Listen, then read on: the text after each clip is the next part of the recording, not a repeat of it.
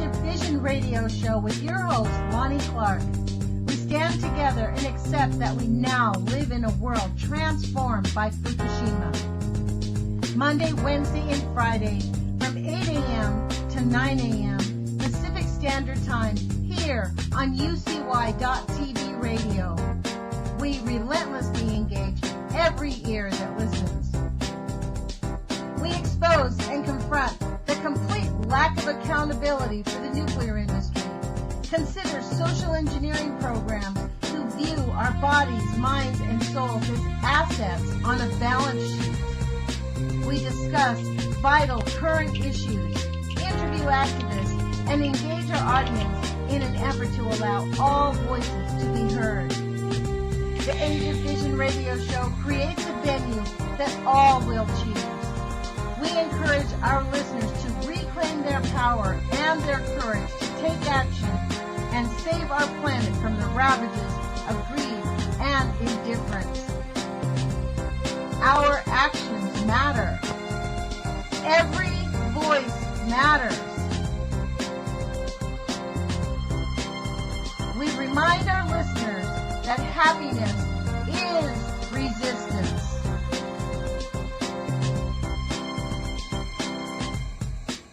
Love is greater than fear.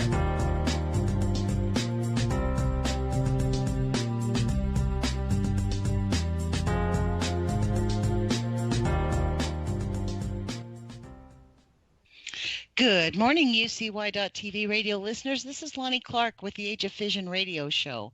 It's 8 o'clock in the morning. Today is January 12th, 2017. Thank you for joining us, and thank you for following our show. Please do share us. We're trying to expand our listenership. Today we have on a returning guest. His name is Crow. He's a shaman. His real name is John McKinnon. John, thank you for joining us. I really appreciate you being here with us. Oh, it's nice to talk to you again, Lonnie. Yay, it actually worked. Thank you. I think I fixed the problem with the phone calls. So yay. We've made progress here. John, why don't you give people the name of your website so I don't get it incorrectly? Certainly. It's shamanicvoyages.com. And that takes you to our main page, and there's several links showing you where we go and what we do and what we believe in and so forth.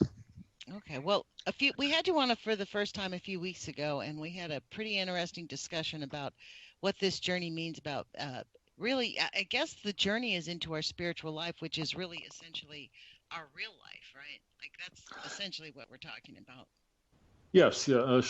Shamanism is one of the oldest forms of spiritual practice known to man, and the resurgence here in the West is not only rediscovering that, but also kind of democratizing spirituality, if you will. Taking it back to make it an individual practice of revelation and connection and working with others. And our group, our main focus is to try to connect shamanic communities globally by taking visitors, shamanic practitioners from the United States and other Western countries to other countries where there's a long history of shamanism that's still being practiced, or recently rediscovered as well. And so it's kind of a diplomatic cultural exchange kind of thing from the spiritual perspective, if you will. I have to say, whenever you say the word shamanic, even after our last conversation, I still have this image of a bone through the nose and somebody holding up rattles, right? So there's a lot of ingrained ideas about what that means. Why don't you remind our listeners what that truly means? It's not like some primitive riding on caves hoping that somebody's going to come and help us. Why don't we talk about what that really means? Well, every culture is going to have its own expression, but what the Foundation for Shamanic Studies does, which is an organization I belong to that's centered here in the United States, they try to focus on the core aspects of shamanism that are kind of universally shared among shamanic cultures, and in that way, kind of get to the real nut of what shamanism is without the without the bones through the nose and all the other decoration that various cultures mix with it. Here in the U.S., we like to think that we're the great melting pot and everything, but the United States has kind of developed its own persona, if you will, as being the rational, scientifically based, thinking, kind of empirical. And that's kind of the flavor that that shamanism has here in the U.S. Kind of trying to understand why beating a drum helps you to reach a shamanic state of consciousness or trance, if you will. There's a lot of collection of information about what people experience when they practice shamanism here in the West, and it doesn't really take away from what works about shamanism, but it kind of makes it easier for people who have a Western outlook to understand and relate to. I don't know if that addresses your question or not, but it makes me think that maybe that whole idea of empirical scientific knowledge, maybe that won't be such a big deal since we're about to enter the Trump nation. So I don't think, empirical knowledge, actually, I don't think knowledge in itself is going to be very well respected. So, but let me ask you this, because this is a question I didn't ask you the last time. Can a person follow a religion and still be can you be a Catholic or a Jew and still be a shaman? Do those things intertwine? Absolutely. Shamanism is not necessarily religion. It's certainly not from the core shamanic view. I know a lot of people who, are very spiritually active in an established church that also are shamanic practitioners. Some of the visual or the visionary experiences people have include religious dogma that they either understand and support, or something that they're familiar with, and it surprises them that they have these experiences.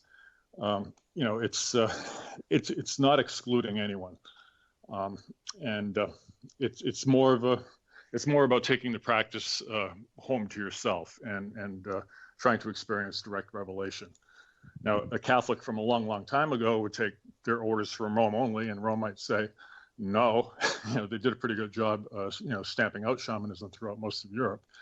But I think that the Catholic Church and a lot of other churches are becoming more progressive as far as trying to focus on spirituality rather than political control. Not that it isn't still happening, it certainly is. But I think that most people who are seeking are seeking in a way that is a little more open than it used to be. I don't know if that's answering your question really, but.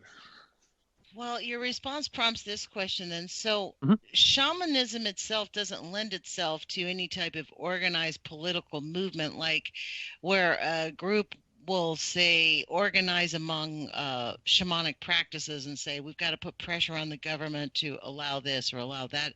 It sounds like it's much more of I don't know, like an individual, like it's kind of like a tentacle with an octopus, right? It has all these tentacles out there and it feels, but they're all independent of each other.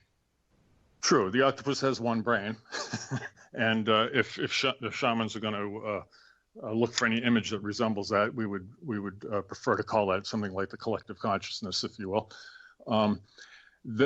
Shamanism in some cultures has, perhaps a little more political influence than it does here, but people who tend to commit themselves to a spiritual, a very open spiritual mindset do tend to gravitate toward others in fighting what they think are, important issues, fighting for important issues.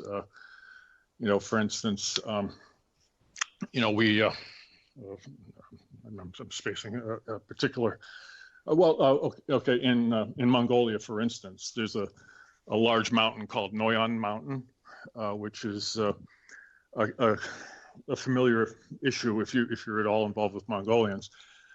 It's a very spiritual place. It's an icon, really, and there are very ancient tombs that are there, and there's a lot of spiritual and cultural significance to Noyan Mountain.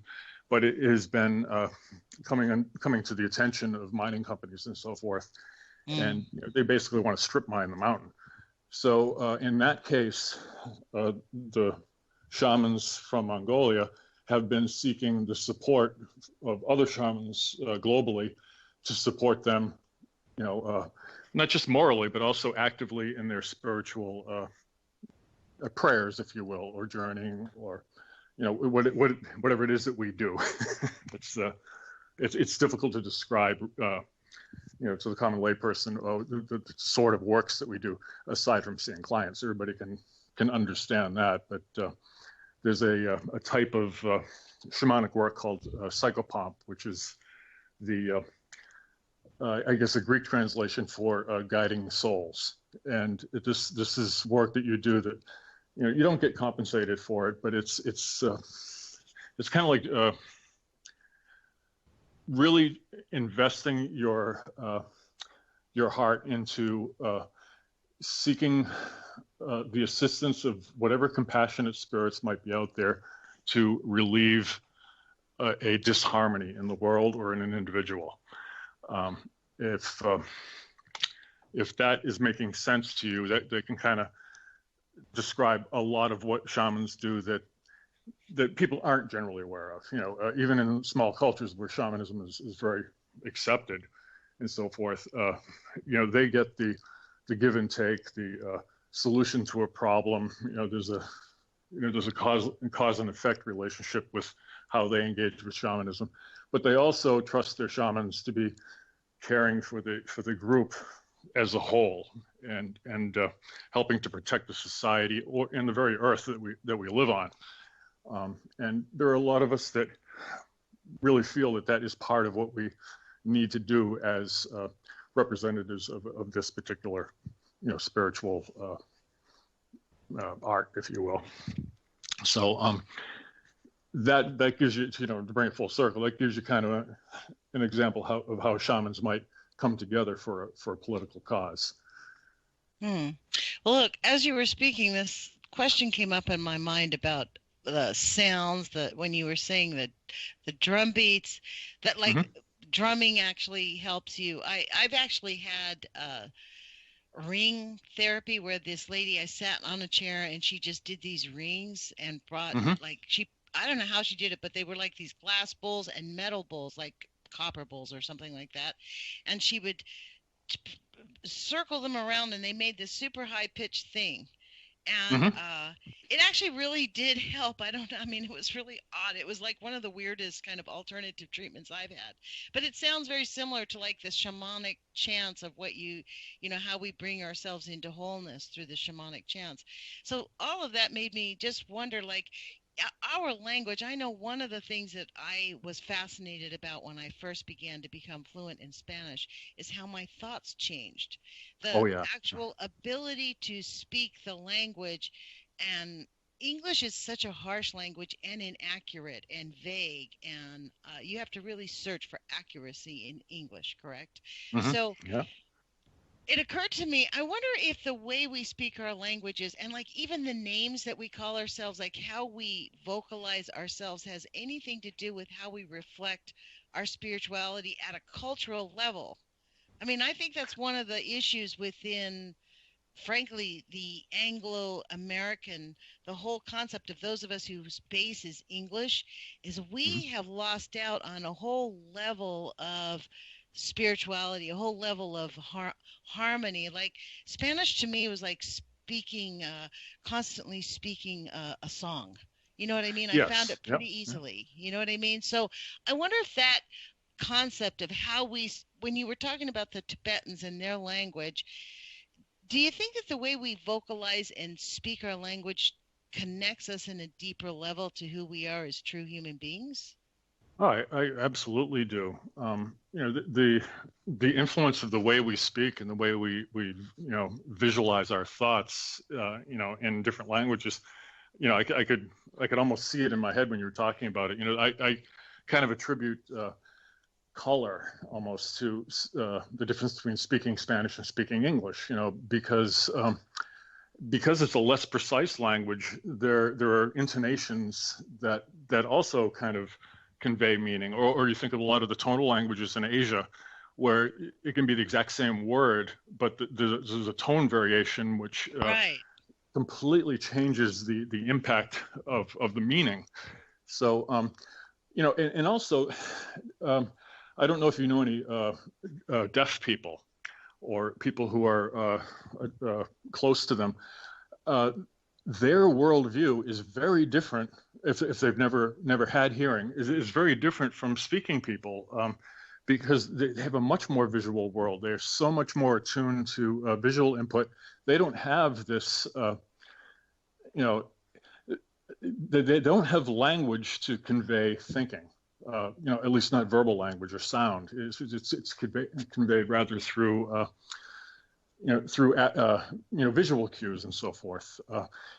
There was a group that did a fabulous presentation here on the East Coast that was covered by the Public Broadcasting Company of a lot of deaf students that were encouraged to write poetry. Now they know what language is, they know what poetry is, they can read, but to compose their own poetry and share it by signing, it was such a phenomenally powerful thing to watch. Because not only the way that they conceptualize thoughts through physical action, but to watch them, it was almost like dancing, but it was communicating very clearly, not that clearly to me. I didn't understand all the signing or anything, but you could tell that there was an incredible expression going on. And to think that at a very fundamental level, this person thinks and communicates so much more, so much differently than we do. It's almost like it's more than just a cultural difference. It's almost like I don't know how to describe it. But, yeah, well, it's kind of like a person who's vision impaired. They see the world very differently. Like I know myself, like my vision is pretty severely impaired, right? So I have a different sense. Like I can feel things, and I don't know how that is, but I just know things. I feel things, and because my vision is pretty severely impaired, frankly. Like last night I did a video, I was doing a reading and I didn't wear my glasses, and at the end I was talking to my audience and my eyes were, after I looked at it, my eyes were like wildly wrangling all over the place.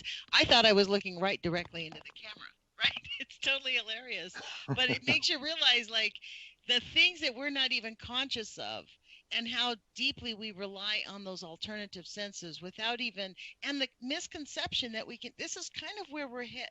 Like part of, I think, from our last conversation to how I sort of ingested what you said to us the last time, is that part of it is how the conversations we say to ourselves and what we absorb into ourselves sort of help us guide our way from the misconceptions of how we perceive the world, and that's part of the shamanic journey. And being open to that variety of experience too. As we were talking earlier about some of the real challenges that we face in our world right now, with is there another way to say it? What many of us conceive to be a very narrow-minded and dangerous administration. People like that, I don't think entertain that the world is any other way than what they can understand, and they won't even be open to it. And that is one of the things that is really important, that we recognize the shortcomings in that philosophy and really strive to live in a larger world and recognize that there is no there is no real right or wrong. There are many perspectives. I don't know. I'm going off on a tangent. Whenever I think about the political administration, my brain wants to seize up. But, well, this is the thing. Like, what we're having to do is figure out how to navigate our way through this, because you're right. It is narrow-minded. It is dangerous, and really, they really do look at us like, you liberals, you guys you're the reason that all this has gone awry. And really, they're setting out, like this week, they have set out to really undermine the safety nets, because people have forgotten the rickets, the childhood starvation, the adult starvation. Old people literally, when Romney said people could sell pencils on the street corner, he wasn't joking. People used to do that. Right? We used True. to have little blind girls selling flowers on the corner very commonly, to the point where Charlie Chaplin made a movie about it. Right? One of Sure. his heroines was about a young girl, 14, 15 years old, out selling flowers, and that people were desperate. And so part of what the New Deal gave us was a safety net, right? Funded by everyone. And so, but how we manage ourselves through this next challenging time really has to do with our internal spiritual language, because it's not going to do anyone any good to get involved in the hate machine. This is why I really refrain from, I really cannot tolerate name calling, all of these. I mean, to call each other on either side of the aisle, it's just complete. Now, I do kind of draw the line, because I do call them fascists. That's not actually name calling, because that's actually like this morning, Donald Trump's tweet was to support LL Bean. Well, here it comes, like the true fascism, like government supporting private corporations. I mean, what do you think Rex Tillerson is all about? I mean, ExxonMobil has huge vested interest in normalizing relations with Russia.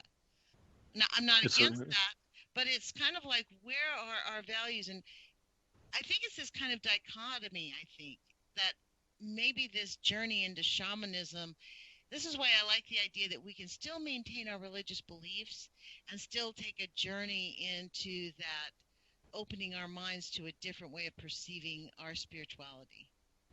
Yes, absolutely. And the only thing that a person needs to really clear with themselves ahead of time is that do they believe that the religion that they believe in permits them to have direct experience of spiritual matters? Because that's the only place you're going to have a conflict between religion and spiritual and shamanism. Shamanism says nothing about other religions and their validity or invalidity. It only talks about this direct experience and interaction that you have with the spiritual realms. It's like, for instance, there are organizations, fraternal organizations, that have existed for a really long time that have been open to everybody, but there are people whose religions prevented them from joining.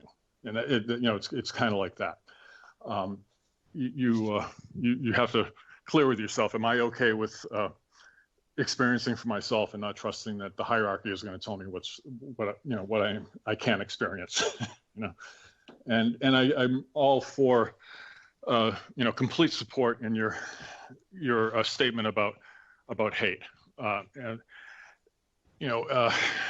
Hate is something that we feel. It's a feeling akin to fear. It's being afraid and trying to feel powerful at the same time. That's what makes hate. And it's natural sometimes to experience that, but it is only productive if you after that experience you try to turn it into something more useful. Like if you hit yourself in the thumb with a hammer, you're going to experience pain. And then the next thing that you should do is, okay, how do I alleviate the suffering here? You try to do something useful to resolve that conflict that you have, the pain.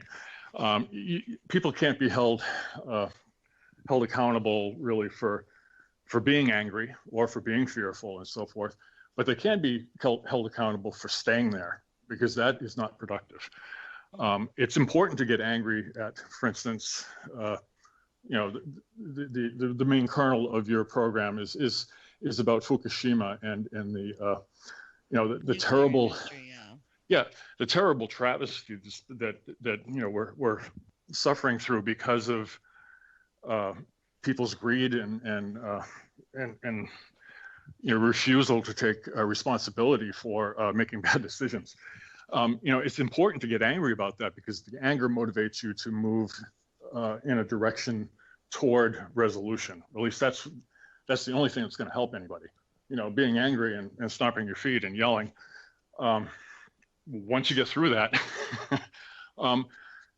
It serves a little purpose to continue doing that, unless it is drawing people toward a resolution of some kind. And specifically on Fukushima, I know this is a total segue from what we're talking about, but I did want to ask you, are you familiar with Ken Buseler? Oh, yes.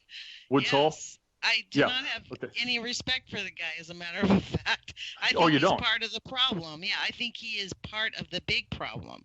I think he's paid big money to pretend he is telling us the truth, when in fact he's subverting the truth. That wrinkle I don't know about. Well, look, Ken Buseler is out there saying he's going to tell us whether the oceans are safe or not safe, right? He went through lots of efforts to tell us the Pacific Ocean doesn't have that many trace elements of radioactivity in it. Paid a lot of money, got a lot of, big notices over that one. This is the reality. The trace elements that they're testing for, the cesium-1, first off, the whole manipulation is about having us forget that we were carpet bombed with nuclear energy, with nuclear bombs after World War II. We have decimated the Pacific Ocean with nuclear pollution since they started the 50s, 60s.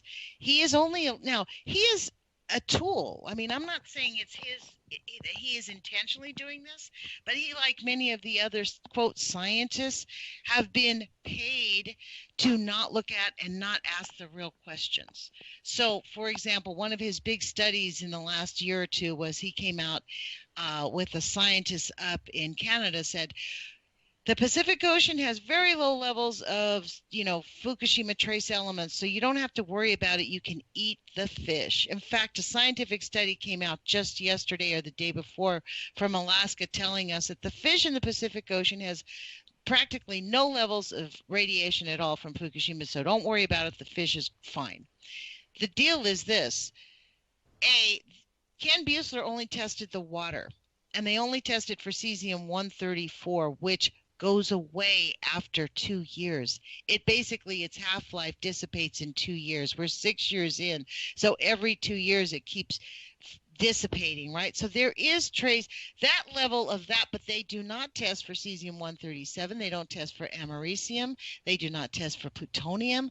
They do not test for the hundreds of other radioactive nuclides that are extremely toxic. And the trace elements, so plutonium has a huge half-life. Some of these things have long, hundreds of thousands of years of half-lives, 50,000, 30,000, each one of them. The nuclear industry, they do not allow any of that testing to be done. And the reason they say that it can't be done is because we carpet bombed the whole entire planet with these nuclides after World War II. They can't tell whether it came from Fukushima or they can't tell whether it came from World War II. Well, that's the thing about the cesium-132, though, is that because the short life is so small, they know that it absolutely came from Fukushima. Yes. So there was some good that came out of the work that I read about. Okay, but check this out, John. This is the sad part about it. Yep. Saying that it's not in the ocean denies the fact that fish. Excuse me. Let me fix my microphone so it's not too loud. Yep. Fish in the ocean. When a fish is swimming in the ocean, it needs potassium. The ocean has very low levels of potassium. So a fish has evolved to magnetize the potassium 1,000 times so it gets enough potassium in its body to live and thrive.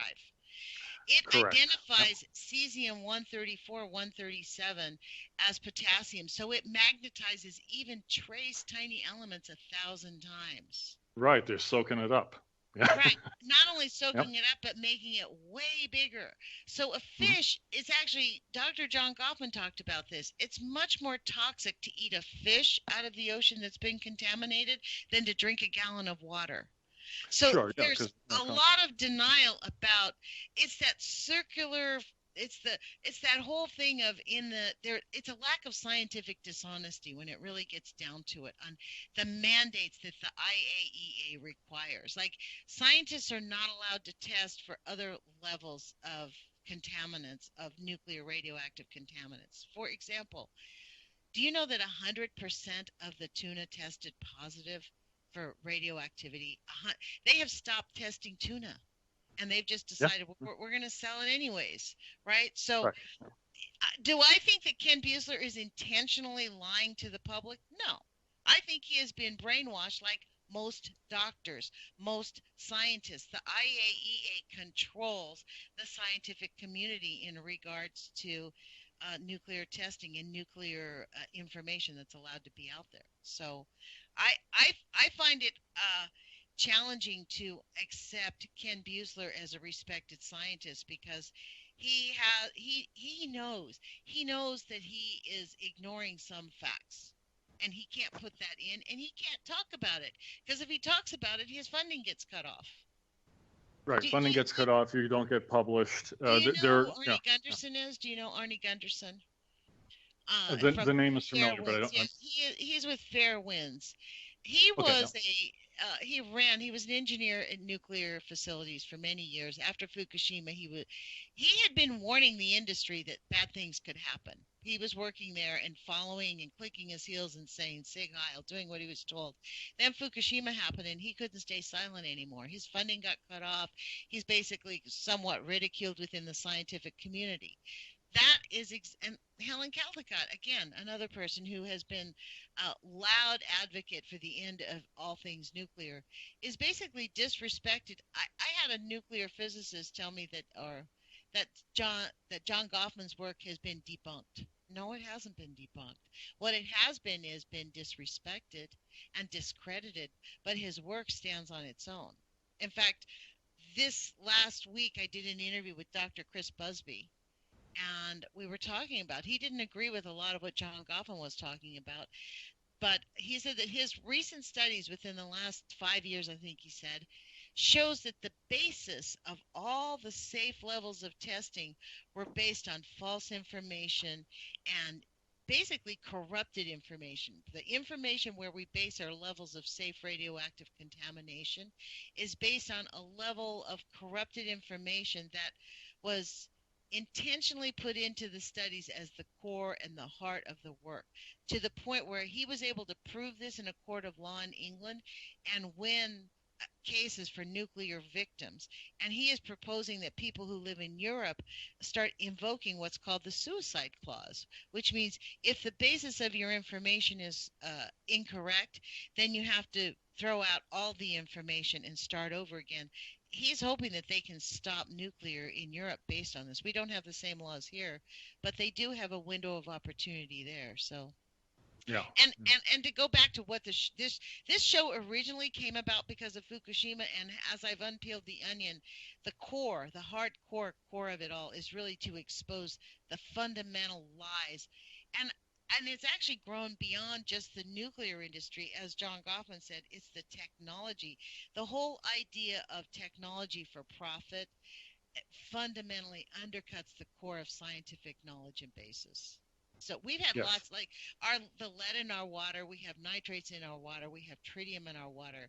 We are poisoning our environment at such a catastrophic rate. And our governments are saying, well, we're perfectly fine. It's not that bad. Our tests show that the water is not that bad. That, you guys are just being fear-mongerers as the cancer rates for children go up. So, well, yeah, these are the same people who firstly established the ludicrous concept of minimum amount of toxins or radioactivity that it's safe to consume. That's crazy to start with. But then there are also the people who raise those levels when the background becomes higher than what they established as being safe. One of the things that I read about recently is that they at least in Japan, they raised the minimum acceptable level, or the maximum acceptable level, I guess is the proper term, by 300%. Well, because John, I hate to shock you, but President Obama raised the levels here in the United States exponentially. Right after the United States is more egregious on that one. Right after Fukushima. We have more plants than anybody else. After Fukushima, Hillary Clinton told the Prime Minister of Japan that we won't test our food for radioactive contamination. We import food from Fukushima Prefecture ourselves. Mm-hmm. And Obama, the rates of when they would warn us about radio, well, we've done actually, well, Obama did something, and recently the EPA did something. So Obama, in I think it was 2014, signed an order that said, we used to warn people when people would get cancer, when you were exposed to radioactive contamination, if one person in 10,000 got cancer, we would tell people you're being exposed to higher levels than acceptable levels. Right. Now it's 1 in 26. Right, So because otherwise it would create noise that people wouldn't be able to hear. You do the math. They're basically going to tell us that we're being exposed. Now, also, the EPA just raised the radioactive limits. If there's an emergency, like let's say you live near a nuclear power plant and there's a meltdown, the rates automatically, all the different nuclides will be raised. Like iodine 131 will be raised by 83,000%. So they're going to raise the levels of radioactivity, acceptable levels, until the nuclear meltdown stops. Then they'll drop them back down and say, okay, now we can bring the levels back down to a non-emergency level. Instead of telling people they have to leave, they're just going to say, oh, well, let's just raise the rates of contamination. And unless it gets really bad, like how high does it have to be if you're exposed to iodine 131 at a higher level of 83,000% higher than it is right now? 83,000% when you do you add 2 zeros to that, right? That's 8 million times higher. So it's unconscionable what the nuclear industry is doing to us. And to me, but the reason we have it, let's be very clear, it's part of the people who think that the Trump nation is going to keep us out of war are sadly mistaken. The whole nuclear industry is geared up to bring us to a nuclear war, period. And it's coming. And that is where I see us going. This is why I love this conversation about shamanism, because I really believe that our thoughts are things that if enough people really believe in peace and harmony and really focus on that, we can change. Our harmonic energies can change their minds. They may not have the right thoughts in their heads. They may not be moving from the right place. But if we truly believe it and we focus on it, we can change the energy so that it'll prevent it from really destroying our planet. Absolutely. And keeping that thought in mind, the only really effective way to try to influence things is in a positive way. To punish the bad guy or wish the bad guy ill is just feeding into the negative dark side of things spiritual. By praying and working toward enlightenment and people recognizing where they have made mistakes and seeking the assistance of spirit to turn them around and change their behavior is working in the side of light and positive energy. Now, a lot of people might think that sounds a little frou-frou and that's not really going to get anywhere. But it really will. I started out a real skeptic. I had interest in shamanism for a very long time. But when I began to take it to a new level by formalizing my education in shamanism, there were things I was very skeptical about. And Michael Harner, the founder of the Foundation for Shamanic Studies himself, told me, that's good. He said, those guys, the skeptics make the best shamans because they are the ones to whom it will be revealed that, yes, this does work. And they're not just, taking a hook, line, and sinker. They are people whose doubts have been alleviated by evidence that it does work. And I'm one of those people. I'm still skeptical about a lot of things. It's my nature. But when I engage in shamanic work, I have a complete shift. Because it's been demonstrated to me in many cases that, spirits are real.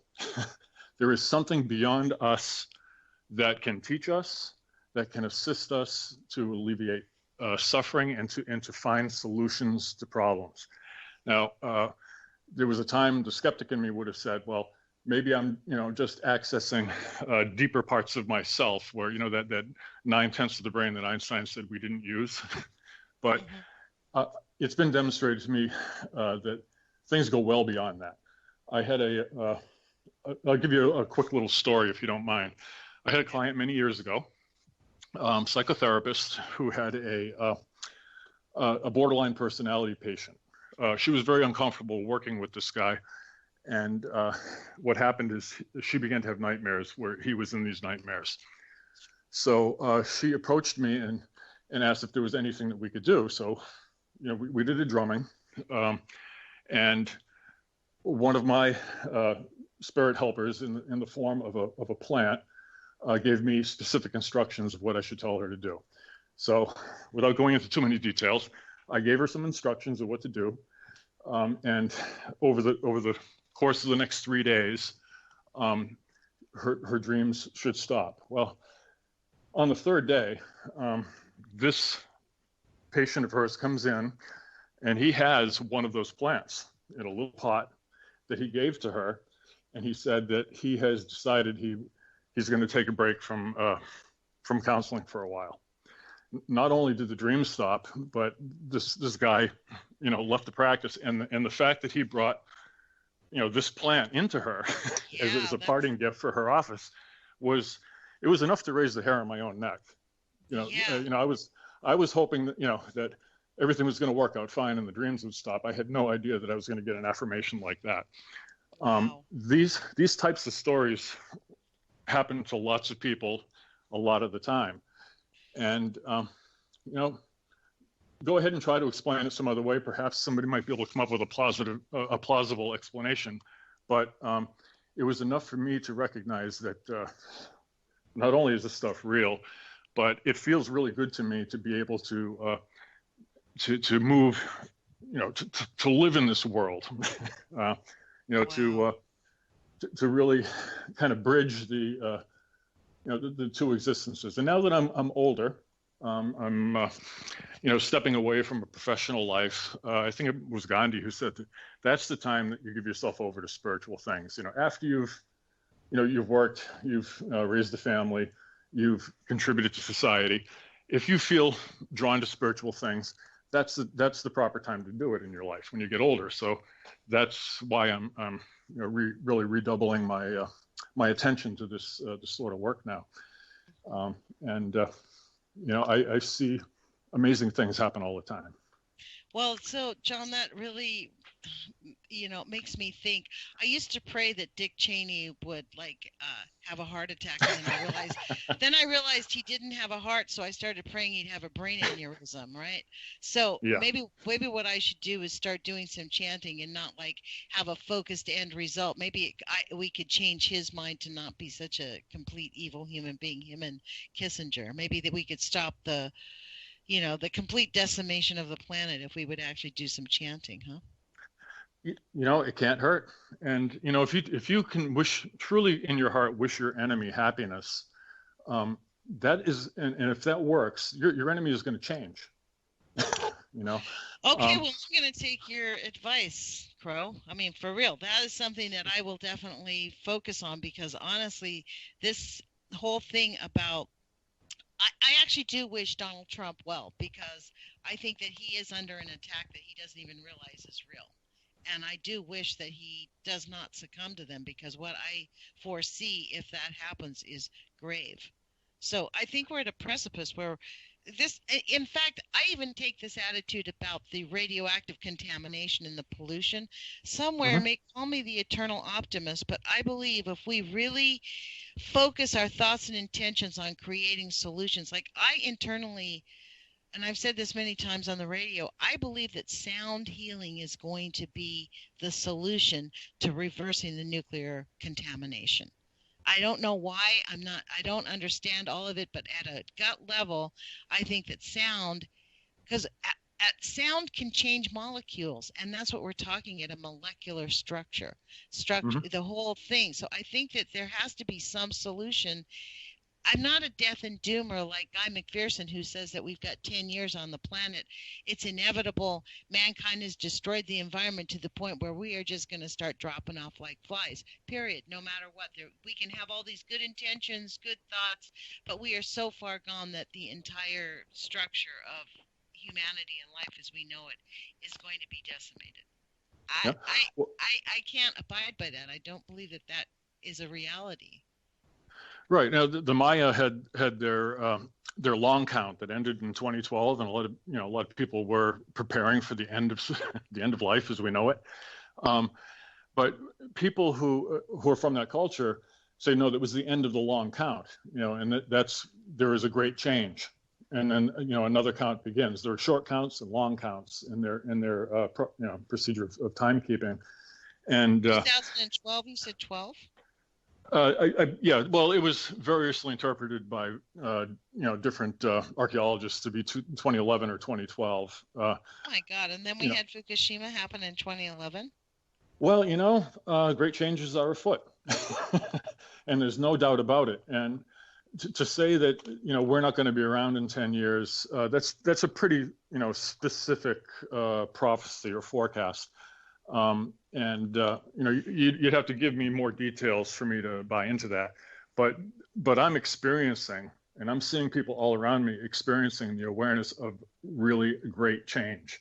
Now, granted, humanity has stood in that awareness, several times in its history, but this is the world that we're living in. This is what I'm seeing, and I believe that we are, at the foot of great change. I don't know what that means. I don't know if it's going to be an Armageddon or if it's going to be a rapture, to use borrowed religious terms.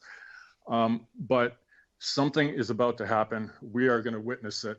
And I know which side I want to stand on. I want to stand on the side of light.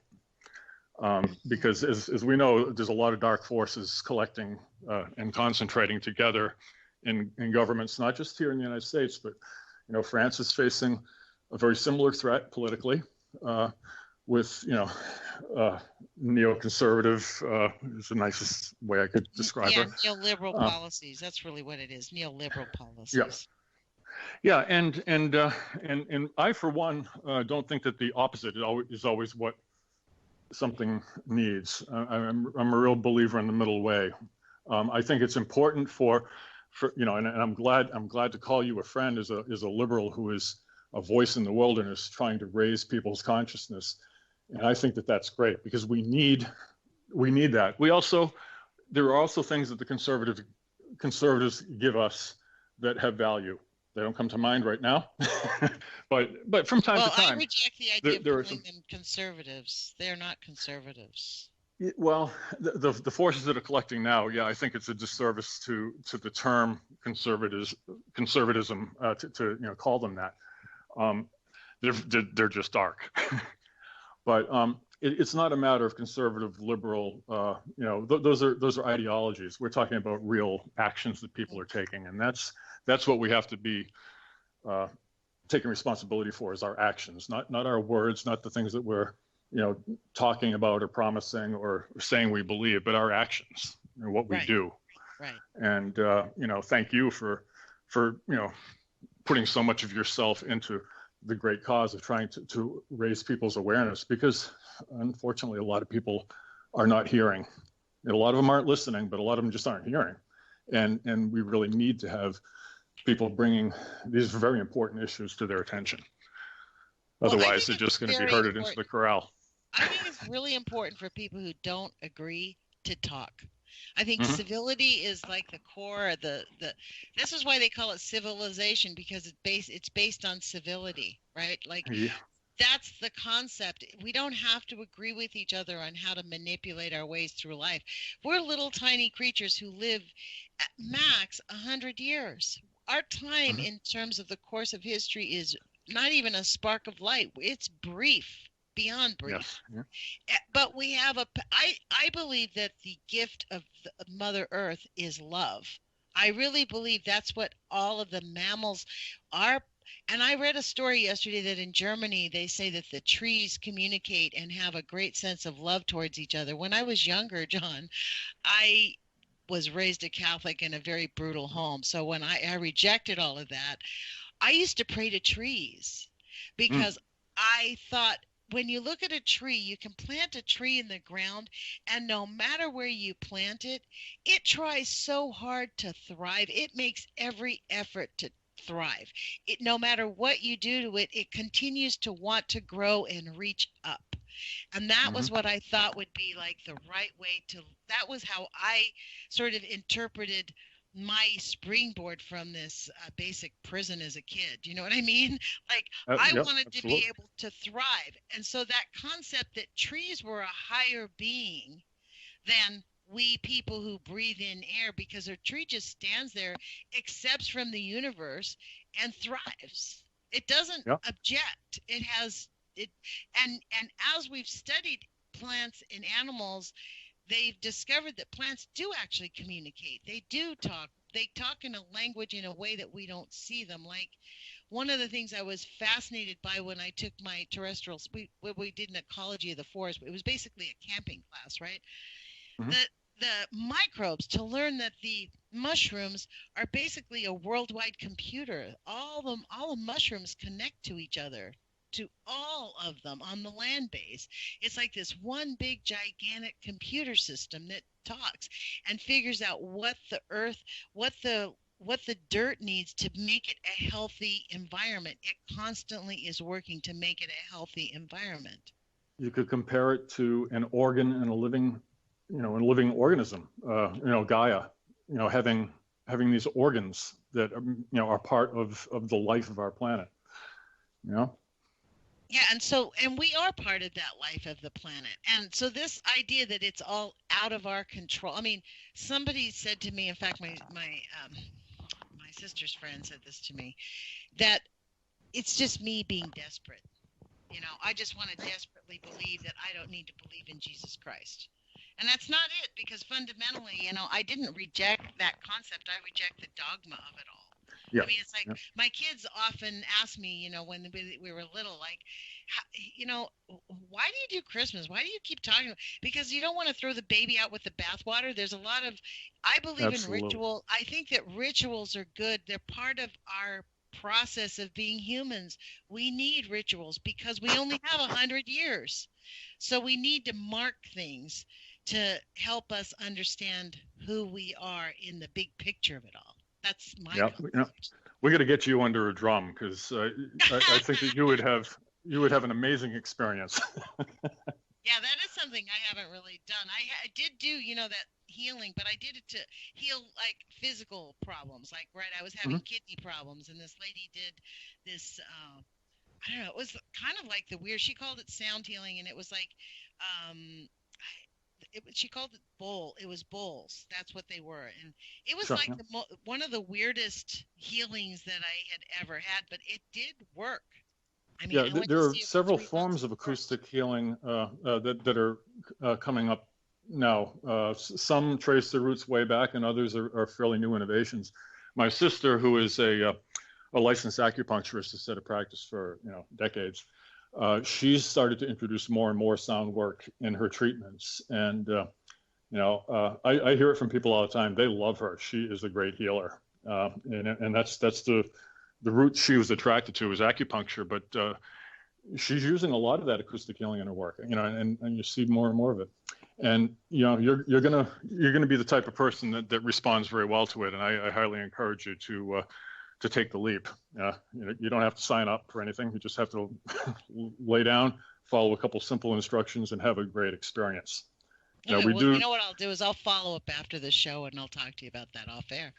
Yeah. I encourage you or anybody else to contact the Foundation for Shamanic Studies. They have a listing of practitioners all over the world, and you can probably find someone fairly near you if you're on the West Coast.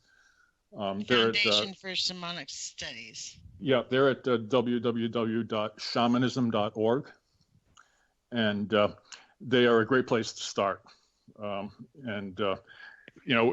There's three things that happen, in my view, in this shamanic work. One is to relieve suffering, to gain knowledge, and to restore harmony where it lacks. And those are three really important things to do. And whether we're making a difference or not in the world, it's surely a noble pursuit anyway to do those things. And I hope that you get the chance to experience that soon. Okay. Well, look, John, we have about 5 minutes left. Why don't we talk about your what you are doing with your website? Why don't you give our listeners the name of your website again? Okay, it's Shamanic Voyages. It's not case sensitive in the search.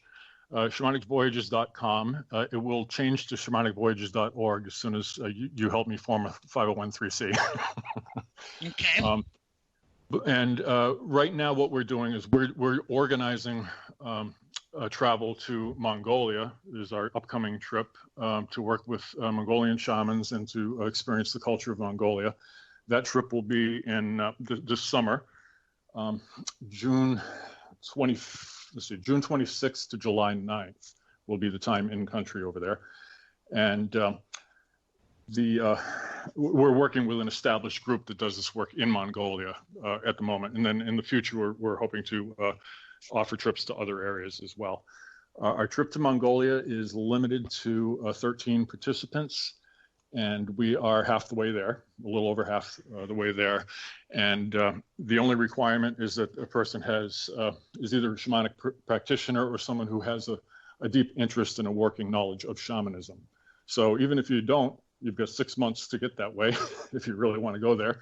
And we're very happy to be able to facilitate this kind of work. And what are you going to do on the journey? What are you going to do on the journey? We are going to. Aside from being exposed to Mongolia and its culture and the work of the shamans there, we're also going to offer some of our shamanic practices and rituals that we have in our work that they're not familiar with. So in this particular instance, we plan to do a sweat lodge, not a specific type of sweat lodge, but more from the core shamanic perspective, where the ritual is there, but the dogma isn't so much. What does that mean? What does that mean? Well, different Lakotas, for instance, have very specific rituals around their sweat lodge. The Navajo have very specific rituals around their sweat lodge, but they differ a great deal.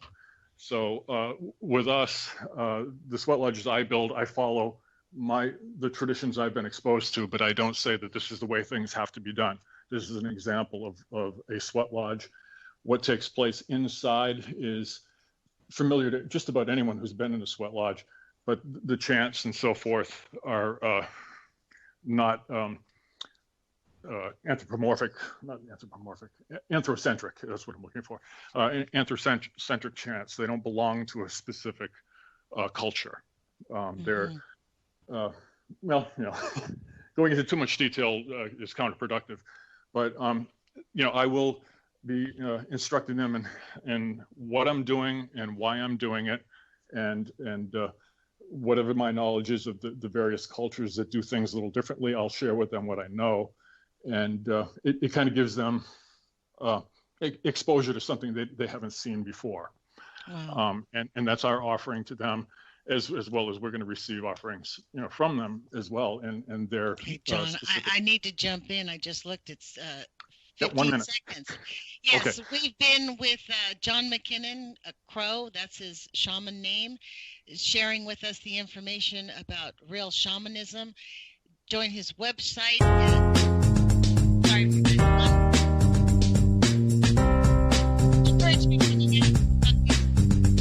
Okay. Bye bye.